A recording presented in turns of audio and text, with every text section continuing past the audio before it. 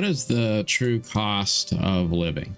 Like, what do you really need to have a good life? That's a question. And the truth is, if you really think about it, you don't need that much to have a good quality of life.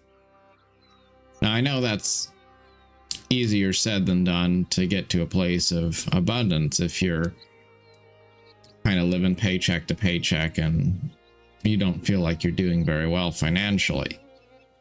But one thing I've noticed is that there's what we actually enjoy in life, what we really get a sense of value out of. And then there's all the things that people will say you really need to have them in order to be successful by a certain social measure. Maybe you can walk to work, or you can have a cheap car that gets you from point A to point B, and it's not sexy, it's just functional, and it's totally fine though. And then, you know, if you pay $1,000 for a vehicle, then who cares if it breaks or if something goes wrong? You just pay for liability insurance on it and call it a day, and it's all good, you know?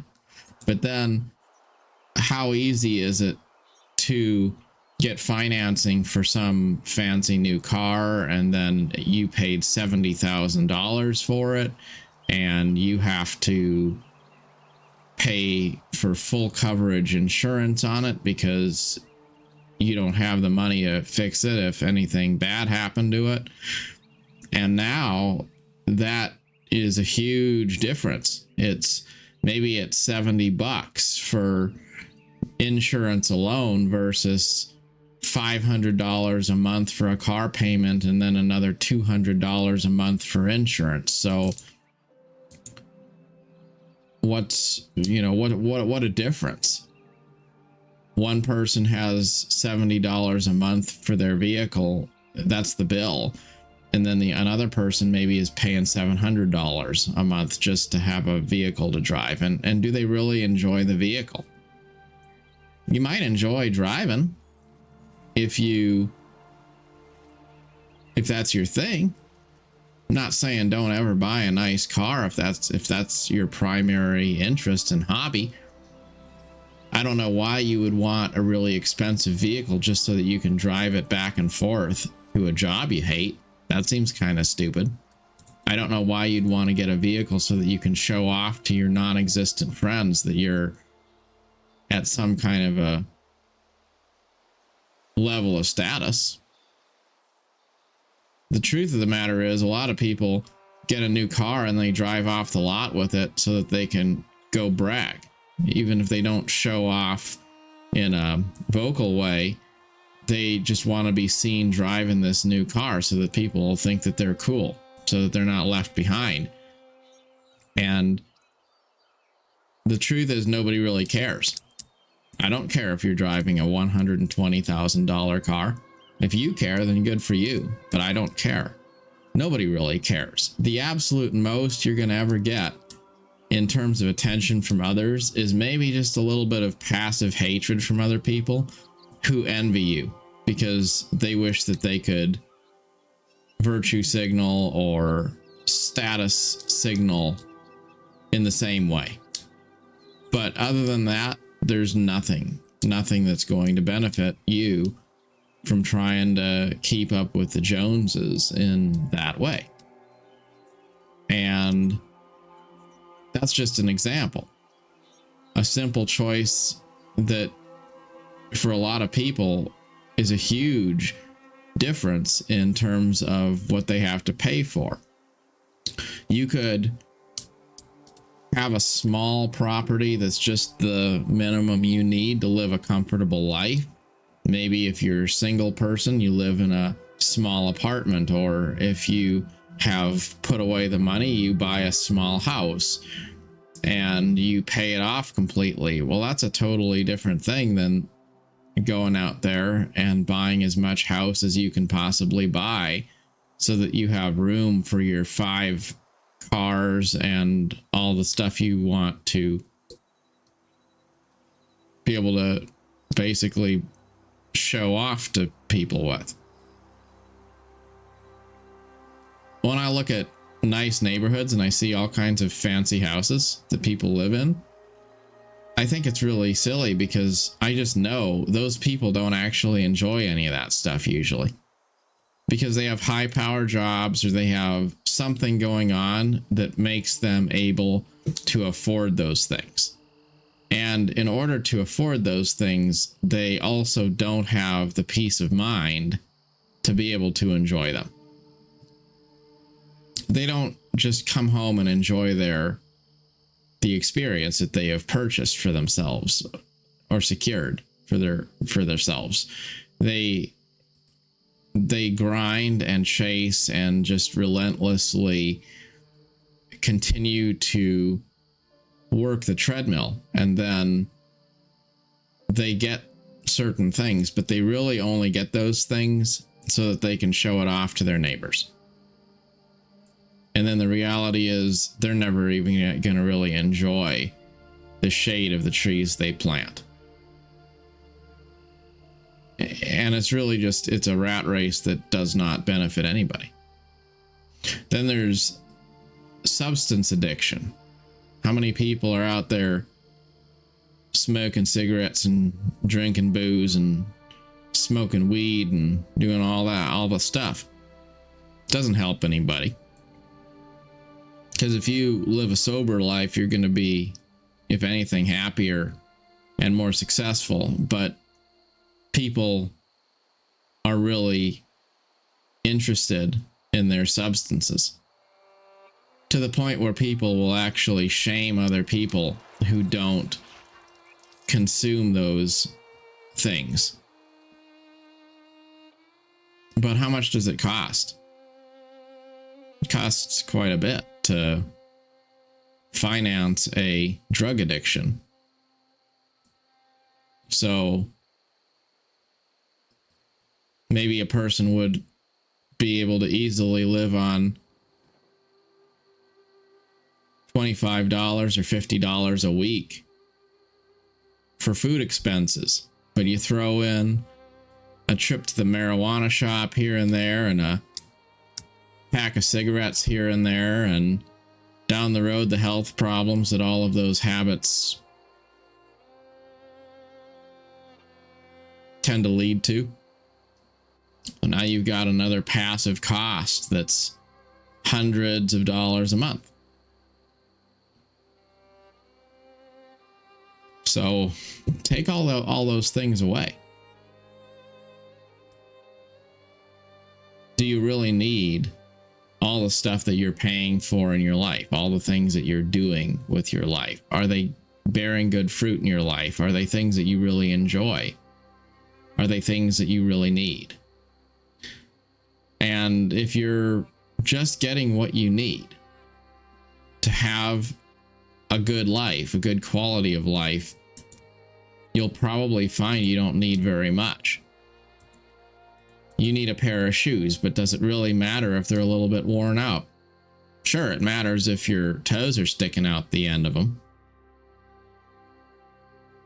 It matters if you walk through a puddle and water leaks into your boot. But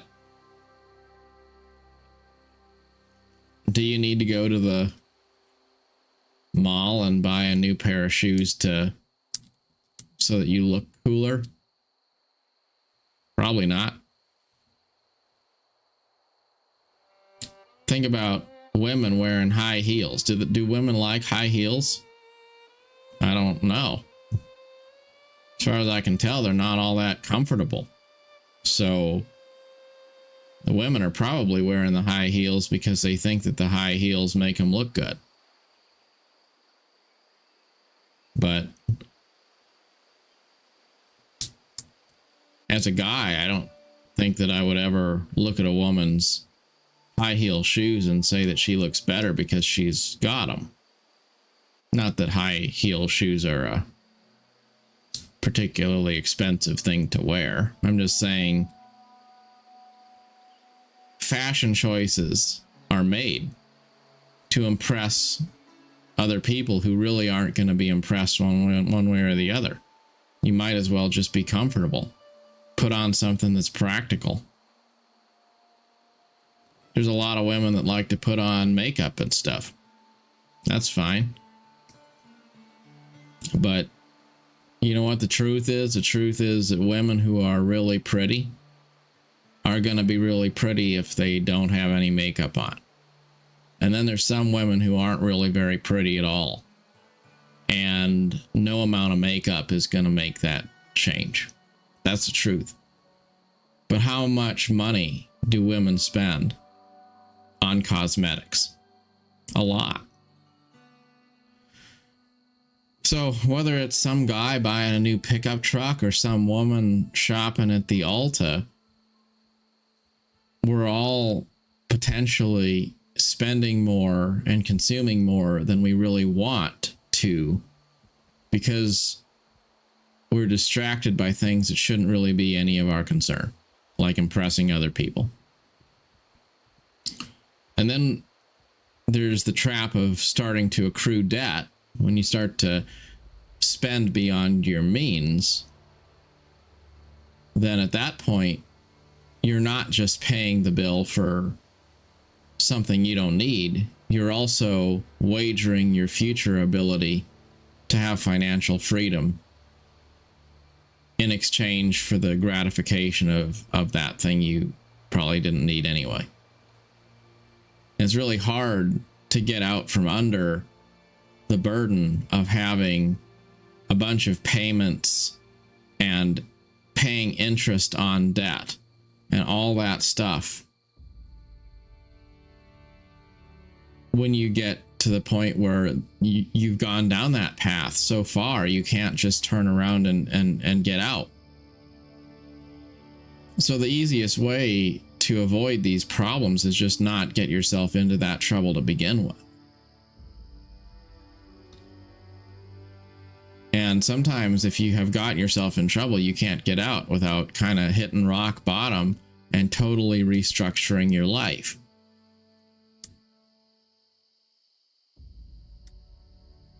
But it all begins, all the positive change begins with saying, what do I need? And then how am I going to meet my true need in the most fundamental, honest way possible? What's the actual things I need in life to be happy, to be comfortable, to be healthy?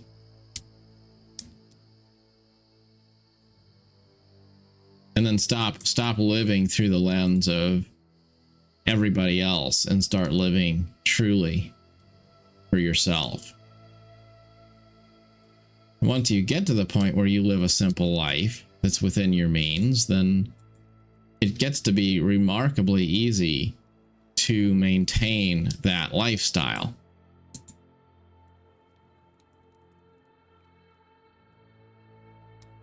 It's kind of like how if you have money, then you can take that money and you can invest it in something, and then maybe you get more returns, and so the money actually compounds.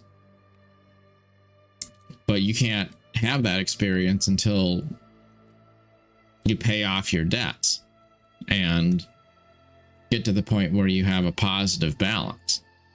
You got to dig out of the hole first.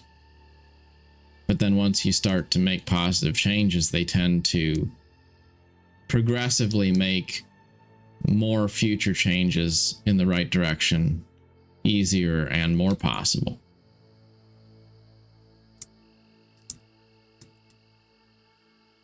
The truth is, life really is kind of a game. And we get tricked into thinking that we should be playing it for somebody else. But really, it should be a personal journey, a personal experience. It's kind of like playing a MMO or an RPG. Let's just say there's a progression track there where everyone has their idea of what max level looks like, what gear score you should be searching to get, and what content you should be doing in the end game. And so there's this huge grind to get there. And yet you could also just play the game for fun without any objectives and just enjoy the experience in general. And if you didn't have any lofty goals, then is it really a super grindy game? Not really, because you're just playing it in a way that you enjoy for your own personal experience, not because you're trying to do what a guild wants or keep up with other players or anything like that. And that's the difference between freedom and basically being a slave to something. But to get there, you have to surrender things. You have to let go of that stuff that you keep on feeling like you have to hang on to those habits. It's like smoking. When people are smokers and they want to stop smoking, one of the things that's hard is you think about stuff like that smoke break where you'd go out there and hang out with other people and have a cigarette, maybe at work or something. It's a social thing. So some of that difficulty that's hard to give up, not just because it's an addiction, but because you don't want to be alone. And the smokers have a sort of a community. You go light up a smoke and you chat for a little while. There's a sense that you're part of something. You're part of something that you share with other people. And so there's this real fear. If we surrender things and we give them up, then we're going to lose a sense of connection. But you have to ask yourself, is that connection really worth the cost? Or is there something that's healthier and more affordable and more sustainable that I could do that would still give me the ability to have a positive experience? And usually the answer is yes. Usually we can let go of a lot of things in our lives and still have a good life. To the contrary, once we let go of some of those weights, then with what remains, we can be actually present in what we're doing. We can enjoy the part that remains because we don't have to work so hard to keep up on the treadmill. It's kind of like if you were trying to manage your weight. Well, okay, maybe you work out on the treadmill or something for a little while. But if you also were to decrease your calorie intake, then maybe you don't have to burn as many calories working out. So some of that could just be easier by changing your diet. Maybe, sure, you probably still work out some, but you don't have to work out so hard if you stop working against yourself in other ways. And it's nice to not have to work super hard just to reach that baseline of where you need to be. You know, how much money do we put away versus how much money do we spend? You know, I think it's easy, especially earlier in life, to look at career and say, well, what's my salary? I know I did. But salary is not sustainable long term. At some point, you're going to grow older. You're going to do other things. You might lose a job. Who knows? And the salary, that will rise and fall. But living a sustainable life, that's a much more sustainable, that's a much more tangible thing that you can hang on to. Because if you have a low cost of living and you can save all your money, then do you really need to make as much?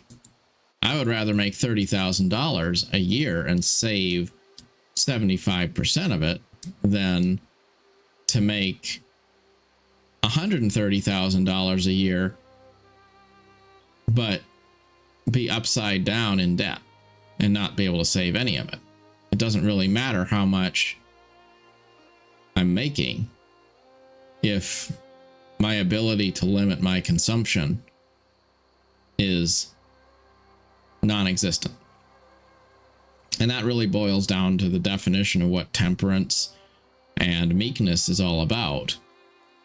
It's having power and also demonstrating constraint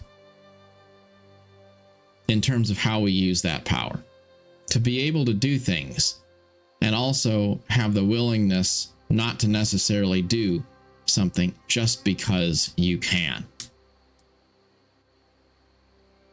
And long term, demonstrating that sort of constraint is good for you as an individual, for your personal success, but it also lends to more respect from others. Even if it doesn't seem like it on the surface, a person who is self-determined is going to be respected more than somebody who just goes whatever direction the wind blows and is always trying to measure up to somebody else's standard. We respect people who can set boundaries. We respect people who know who they are. Not people who just sign up for a bandwagon. So be self-made and find simple ways to resolve complex needs. The truth is, perfection is not the point at which nothing more can be added. It's the point at which there's nothing left to take away. And in all times of challenge and adversity, people who are able to be content with little, people who can thrive on less, are the people who will be able to adapt through all manner of adversity. Think about rats. Rats are little animals which have made their way all over the world, and they have thrived in every circumstance imaginable. Rats are not alpha predators. They're not extremely powerful. They're not extremely smart necessarily beyond the normal intelligence of other animals, but they're extremely adaptable. A rat can eat just about anything. It can live in just about any environment. It does not need an enormous amount of food or resources in order to thrive. And so a rat will thrive in a place where, say, a lion or a wolf or a bear wouldn't, because those big animals need a specific type of environment in order to thrive or even survive. But the rat can just go live in a wall somewhere and wait for somebody to drop crumbs. So what animal is going to have the upper hand in the end? Well, it's the rat, not the alpha predator that's out in Africa somewhere. So it's much more important to be adaptable and to live a simple life than it is to be extremely strong or extremely prepared or extremely in control of everything. Sometimes having less control, but being able to make the best of any environment works out better. People who are always trying to control their environment are only one disaster away from losing that control. Think about the space station. You're on a space station. Well, you have to keep the environmentals all working. It doesn't take very much. Just one tragedy, one miscalculation for life to come to an end if you're living in space. You might be super smart. You might be super capable. You might have a lot of resources, but the minimum requirement for entry is so high. It's a very risky position to be in. Lower expectations are often the solution, not extreme expertise. And I've seen that in the workplace. There's a lot of times where the people who kind of put a target on their back, they're always trying to one up other people. They're always in that top percentile of competence and skill. They're the high performance kind of people. Oftentimes they're the first ones to wind up getting in trouble and potentially losing their jobs because they're not satisfied to be average. So they're always going to go out of their way to draw attention to themselves and look for ways to elevate. And pride goes before a fall. So there's that. Be humble, be happy. And wherever life takes you, good luck on your journey.